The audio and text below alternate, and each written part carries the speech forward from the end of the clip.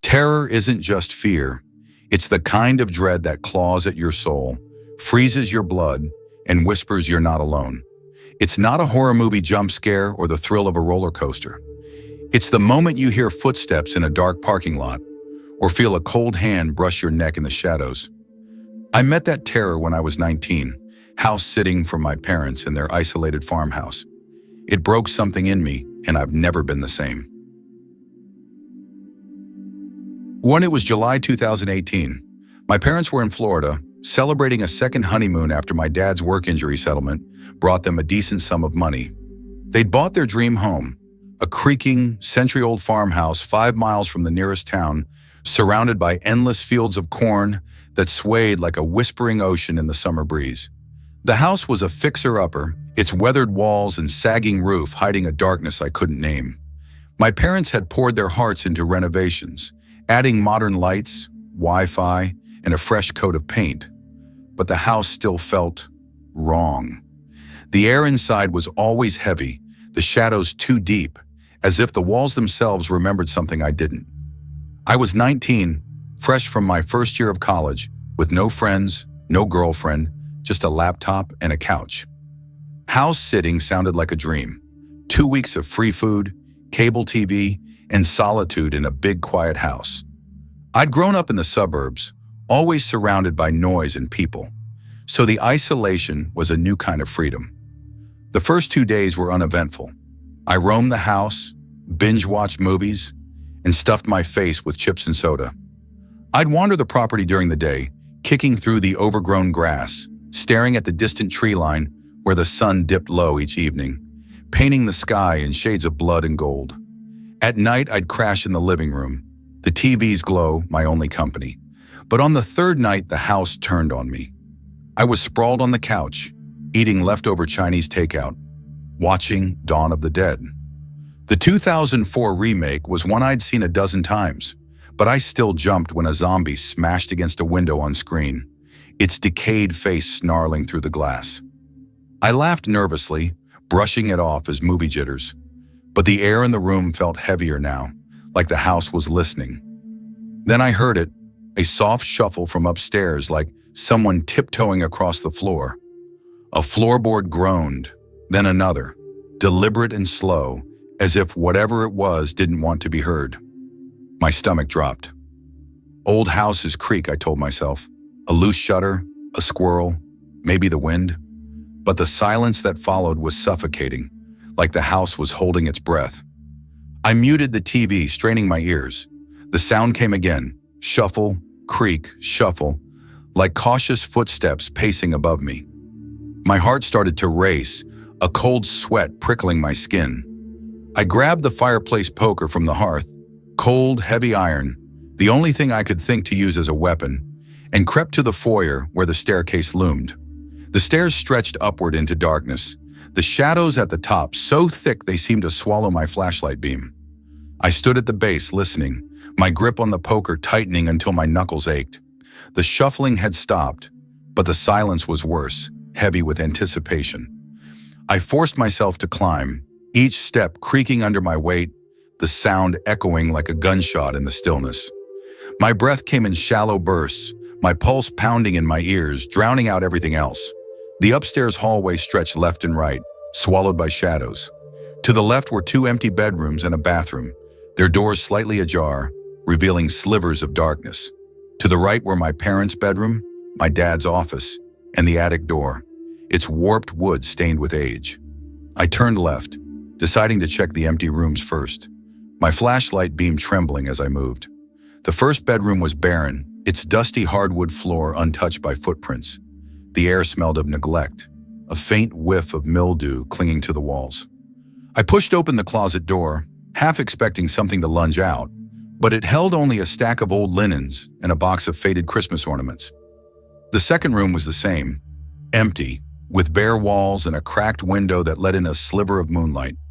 The closet had nothing but a few dust balls and a faint, sour smell I couldn't place. I checked the bathroom last, its cracked tiles reflecting my light and jagged patterns.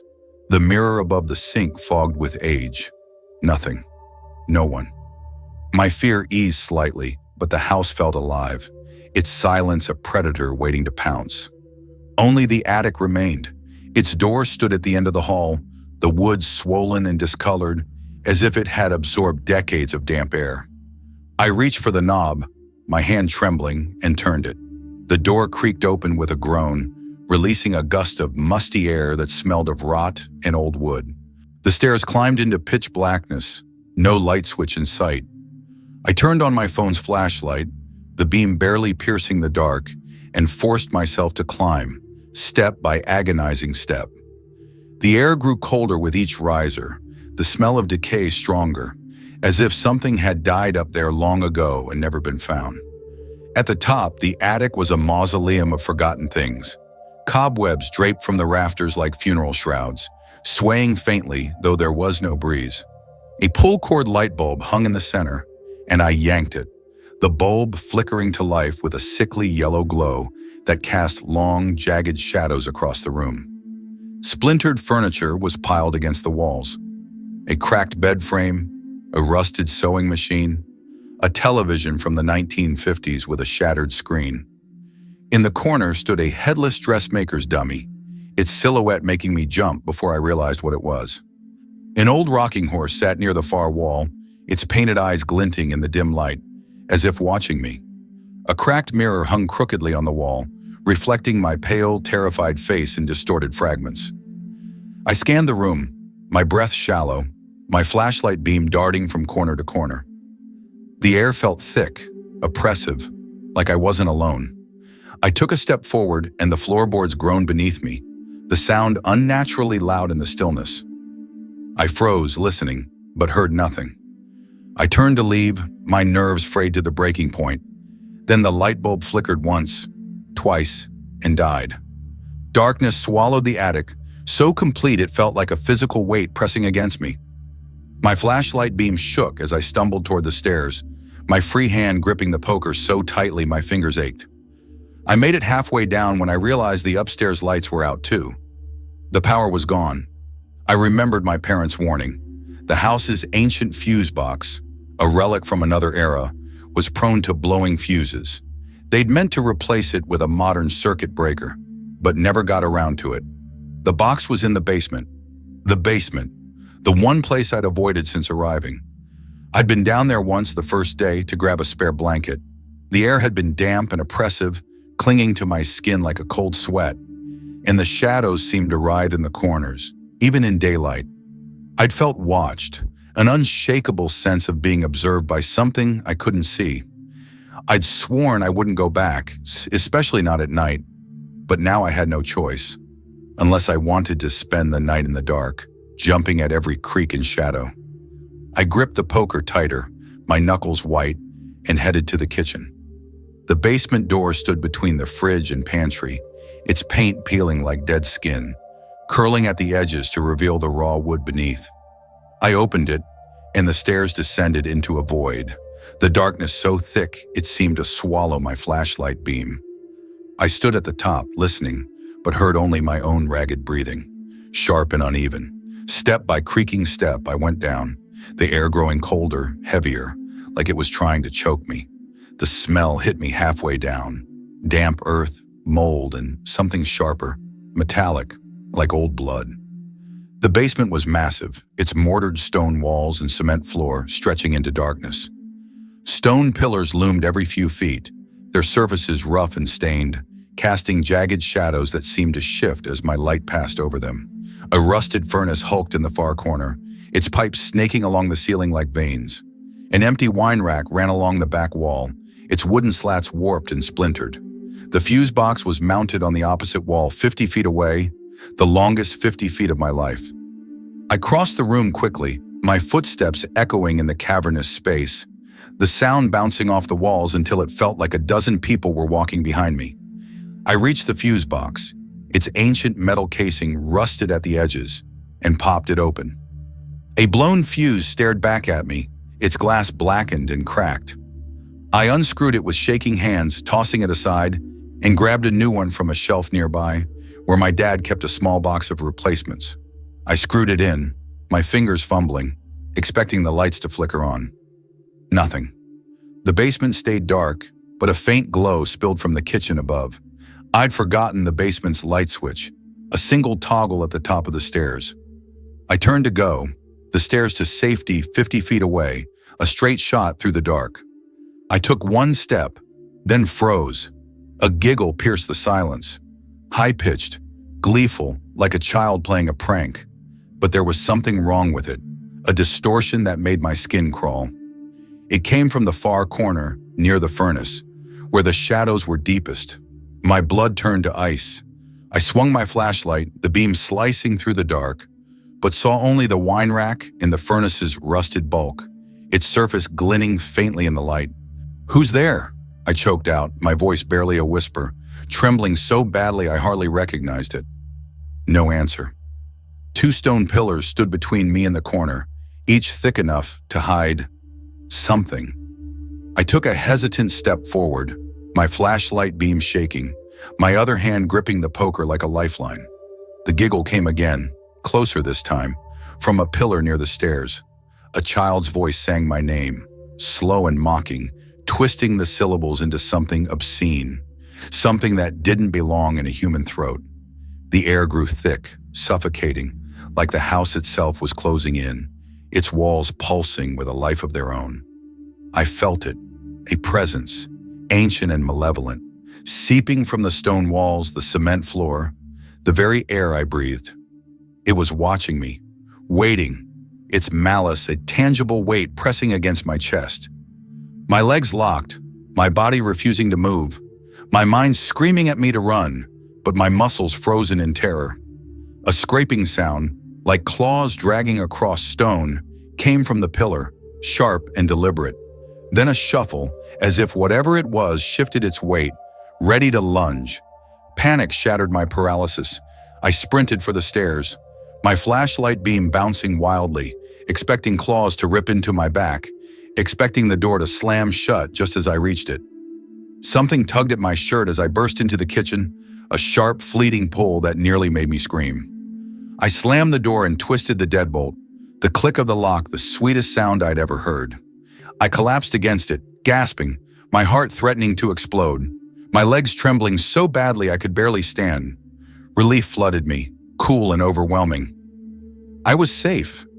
It was just my imagination, wasn't it? I staggered to the living room, my body still shaking, desperate for normalcy. Dawn of the Dead was still on, the volume low, the survivors on screen fighting their way through a horde of zombies. I switched to a dumb comedy, something light to drown out the fear still clawing at my mind. I sank onto the couch trying to slow my breathing, telling myself it was over. I'd imagined it all, the sounds, the giggle, the presence, just a stupid scare from an old house and a horror movie. Then the front door creaked open. Footsteps echoed down the hall, slow and deliberate, each one heavier than the last. I jumped to my feet, my body tensing, my eyes locked on the doorway. My parents appeared, standing just inside the living room, smiling softly. Relief hit me like a wave, so strong I nearly cried. They were back early, thank God. I didn't care why. I was just so happy to see them, to not be alone in this house anymore. "Mom, Dad," I stammered, stepping toward them. "You're back. I stopped. Something was wrong. Their smiles were too wide, too still, like they'd been carved into their faces. Their eyes were blank, lifeless, like glass marbles in a doll's face. They stood motionless, their heads tilted slightly, staring at me with an eerie, unblinking gaze. "Mom? Dad?" I whispered, my voice trembling. "What's wrong?" My mother's hand rose to her scalp, her movement slow, deliberate. Her fingers dug into her hairline, and with a sickening rip, she tore her face off, the skin peeling away like a latex mask. Beneath it was raw, glistening muscle, her lidless eyes bulging from their sockets, her lipless mouth grinning hideously. Blood poured down her chest in a torrent, soaking her blouse, pooling on the floor. She began to laugh, a shrill, unhinged cackle that echoed through the house, sharp enough to make my ears ring. Beside her, my father grabbed his jaw with both hands. He yanked downward, the bone snapping with a wet crunch, tearing free from his face. His tongue slithered out, unnaturally long, dangling to his chest like a grotesque, writhing snake. Blood gushed from the wound, drenching his shirt, dripping onto the hardwood floor with a steady, sickening plop. His jawless mouth gurgled, a wet, unintelligible sound, as his empty eyes locked onto me. They reached for me, their fingers twisting, elongating, the nails sharpening into claws as I watched. I screamed, the sound tearing from my throat, and ran, bursting through the back door in the kitchen, only to find myself in the foyer, the front door open behind me, revealing the dark night beyond. I blinked, my mind reeling, unable to process what had just happened. I tried again, lunging through the front door, desperate to escape. But I was back in the foyer, facing the same open door, the same darkness outside. Those things were closer now, their laughter filling the air, a cacophony of madness that drowned out my own panicked breaths. The thing that looked like my mother cackled, her bloodied hands outstretched, her eyeless sockets glinting with malice. The thing that looked like my father gurgled, his tongue writhing, his claws scraping the floor as he staggered toward me. Terror consumed me, a raw, primal fear that obliterated all rational thought. I bolted upstairs, my legs moving on instinct, my mind a screaming void. I dove into the first empty bedroom I reached, slamming the door behind me with a force that rattled the frame. There was no lock, just an empty keyhole below the knob, the metal cold and useless under my fingers. I braced my body against the door, my shoulder pressed against the wood, my breath coming in ragged gasps, waiting for the door to splinter under their weight. Minutes passed, each one stretching into eternity. My arms ached, my legs trembled, but the door didn't budge. I pressed my ear to the wood, listening, my heart pounding so hard I thought it would burst. Silence. No footsteps, no laughter, no gurgling. Had they gone? I waited longer, my body tense, expecting a trick, expecting them to burst through the moment I let my guard down. But the silence held, heavy and oppressive, broken only by the faint whistle of the wind outside. I glanced at the window on the far wall, its glass streaked with grime, the moon's pale light filtering through. I was 2 stories up, but I'd risk the fall. Better a broken leg than facing whatever those things were. I took a step toward the window, my legs shaky, my mind racing with images of those bloodied, eyeless faces, those writhing claws.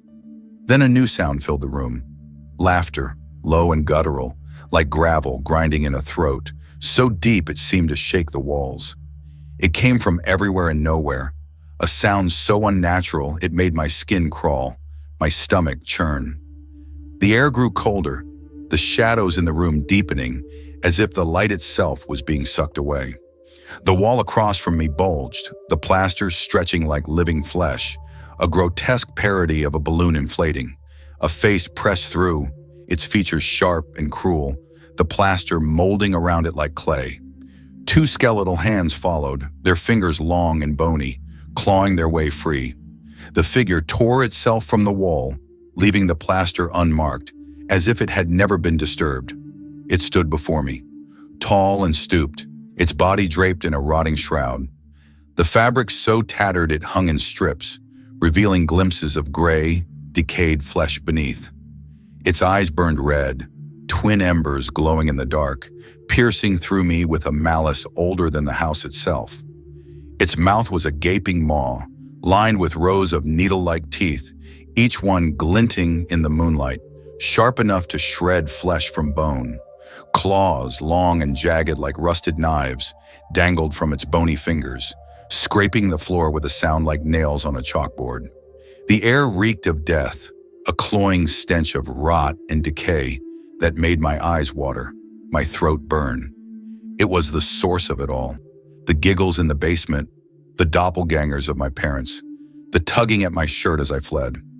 It had hunted me all night, feeding on my fear, manipulating my every move, luring me here to this room, to my doom.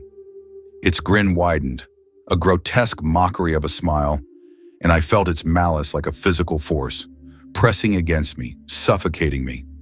The thing staggered forward, its movements jerky, unnatural, like a marionette with broken strings. Each step brought that stench closer, Each scrape of its claws against the floor sent a jolt of terror through me. I backed into the corner, my back pressed against the wall, my hands raised uselessly to shield myself. The creature loomed over me, its red eyes boring into mine, its breath a rancid gust that made my stomach heave. Its claws reached for my throat, the tips glinting in the moonlight, inches from my skin. I woke up screaming on the couch. Dawn of the Dead played on the TV near the end, the survivors drifting away on a boat as the credits loomed. The clock on the wall read midnight.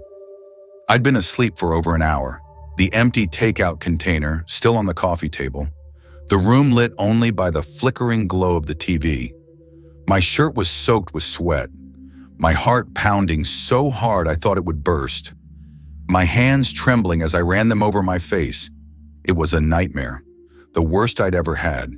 The images burned into my mind, the eyeless face of my mother, the writhing tongue of my father, the creature's red eyes and jagged claws. Felt so real I could still smell the decay, still hear that guttural laughter echoing in my ears. I tried to laugh it off, to tell myself it was just a dream, but my body wouldn't stop shaking, my breath coming in short, panicked gasps. My phone rang, the shrill sound making me scream again, my nerves frayed to the breaking point. I fumbled for it, my hands clumsy, and saw my parents' number on the screen. I answered, forcing my voice to stay calm as my mom's cheerful voice came through, telling me about their day in Florida, the beach they'd visited, the seafood they'd eaten. She paused, her tone shifting to concern, noting that I sounded out of breath, asking if I was okay. I lied, my voice steadier than I expected, saying I'd been doing some late-night push-ups. We said goodnight, and I hung up, the silence of the house crashing over me like a wave. I couldn't stay. The house felt alive, its walls pulsing with the memory of that creature, its shadows hiding things I couldn't see but could feel, watching me, waiting. I grabbed my keys, my wallet, my phone, and bolted to my car, not even bothering to lock the door behind me. I drove to the nearest town, the 5 miles stretching into eternity, my eyes darting to the rearview mirror every few seconds, expecting to see those red eyes glowing in the darkness behind me. I checked into a cheap motel, the kind with flickering neon signs and stained carpets, and spent the night with the lights on, jumping at every creak, every distant car horn. The next day, I rented a tiny apartment in town, using every penny I had in savings. I couldn't go back to that house, not for a single night. When my parents returned, a week later, I drove out to meet them, pretending I'd stayed the whole time. I smiled, laughed, helped them unload their luggage, acting like everything was fine. But inside, I was screaming, the memory of that night replaying in my mind on a loop. They invited me to stay for the rest of the summer, their smiles warm and genuine. But I declined, claiming I didn't want to impose, that I had a job lined up in town. They didn't push, though I saw a flicker of disappointment in my mom's eyes. I couldn't tell them what had happened. How could I? A 19-year-old, scared out of his mind by a bad dream, running away like a child. They'd think I was pathetic, or worse, crazy. So I kept it to myself, bearing the fear deep, trying to move on. I took a summer job at a landscaping company, mowing lawns and trimming hedges, the physical labor a welcome distraction.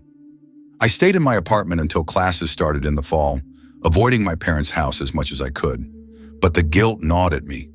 I felt like I had a duty to warn them, to tell them something wasn't right with that house, that it wasn't safe.